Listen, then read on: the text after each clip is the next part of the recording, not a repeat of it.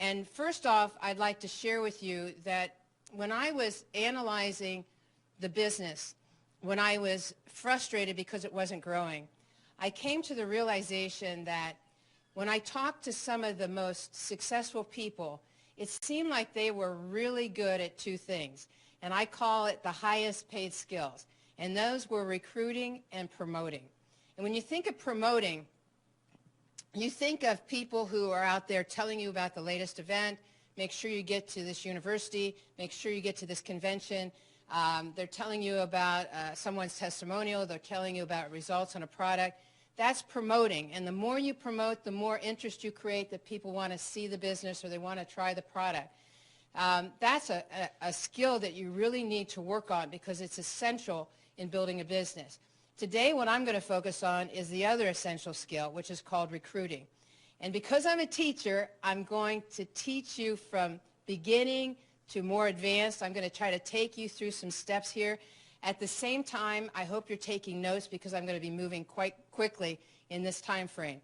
So when you think of recruiting, recruiting consists of really four things: the invitation, the presentation, the follow-up, and then the close or sign-up.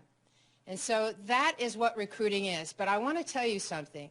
The people who are most successful are brilliant at the first thing, which is invitation. They know how to create curiosity. They know how to create an interest that makes people want to know more about what you're doing. And so if you're going to be an expert at anything, be an expert at the invitation. Because I have seen people that are the most successful in the business. They're not necessarily the best presenters or the best trainers, but boy, are they good at the invitation. The other thing I want to mention, too, is the invitation and the follow-up are both, they're both probably the ego area of the business. In other words, this is the area that you have the most ego risk. In other words, that is where if you're going to get a no or you're going to get rejection, it's either going to be at the invitation, no, I'm not interested in seeing the business, or it's going to be at the follow-up. I've seen it, no, I'm not interested in getting involved. And so this is the area I think people fall down in the recruiting arena. In other words, they either don't put themselves out there to do the invitation, or they've done the invitation, they've done the presentation, now they're scared to do a follow-up because they don't want to get a no. And so if you can overcome those two areas and work on those ego risk areas, it can make all the difference in your recruiting skills. So first of all, let's talk about contacts. I call them contacts because that's what they are. They're contacts. They might turn into business associates. I don't usually use the word prospecting. I always feel like it's synonymous with victim or something. I stay with the word contact. And so your contacts are going to be people you know, people that are acquaintances, and people you don't know. And what I want to do is I want to cover all three areas. So first, let's talk about people you know and acquaintances, because that's the easiest. And let me tell you what I suggest to a new person when they first start. I say make a list. Now, you can make a list on your computer. You can use your contacts in your phone and make a list on your phone. You can make a list on a pad and paper or whatever. When I first started the business, we didn't have the internet and we didn't have mobile phones. And yes, the telephone was invented. But the point of it is I had to do everything with pen and paper. So what I suggest to people is make a list of everyone you know. And they say, Paula, that's crazy. I mean, everyone I know, that could take me days. Yes, but it could make you a fortune. A list of everyone you know. Just start thinking everyone you've known from the time you were a kid to every place you've lived, to every place you've worked, to every organization you belong to, every school you attended. Just empty your brain, because your brain is your memory center, but it's also a place where you strategize. If you can put the memory in front of you, then it leaves your brain free to strategize. So make a list and then categorize and organize the list. And let me tell you how I do that. I focus on something called want. What do people want?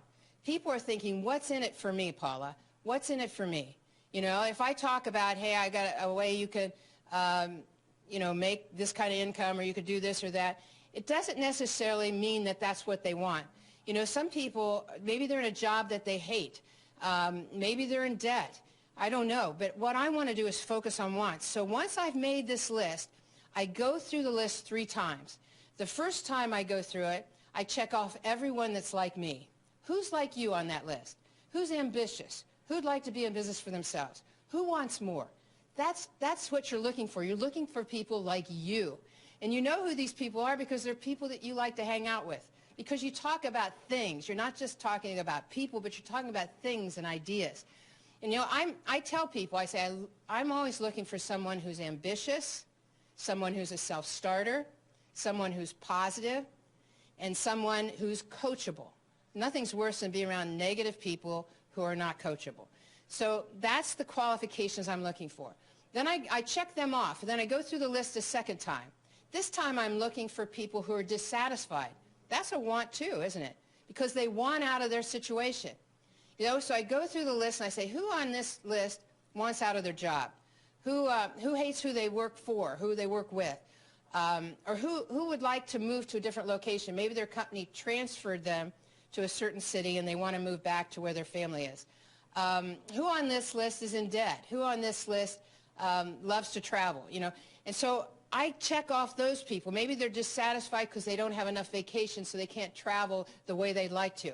So, and you know who these people are because dissatisfied people, that's what they talk about when they're at social events. You ask them how it's going, they tell you how bad things are going or how they wish things were different. And then I go through my list a third time, and this time I check off people who maybe they're not dissatisfied, it's just that they want more. Maybe they have a baby on the way and they need a bigger house. Or maybe they like to scuba dive, but they're landlocked and they only get a week's vacation, can never get anywhere far enough to enjoy some beautiful scenery to scuba dive. So consequently, I check off those people as well. Now, everyone you've checked off is a want. They either want out of something, or they want into something, or they want more of something. They want. That is your key to recruiting as far as I'm concerned. The key to recruiting is determining what a person's want is. Okay, now, you're getting ready to get to the invitation, but before you do, I'd like you to understand a few things. First of all, understand that recruiting, 80% of it is in preparation.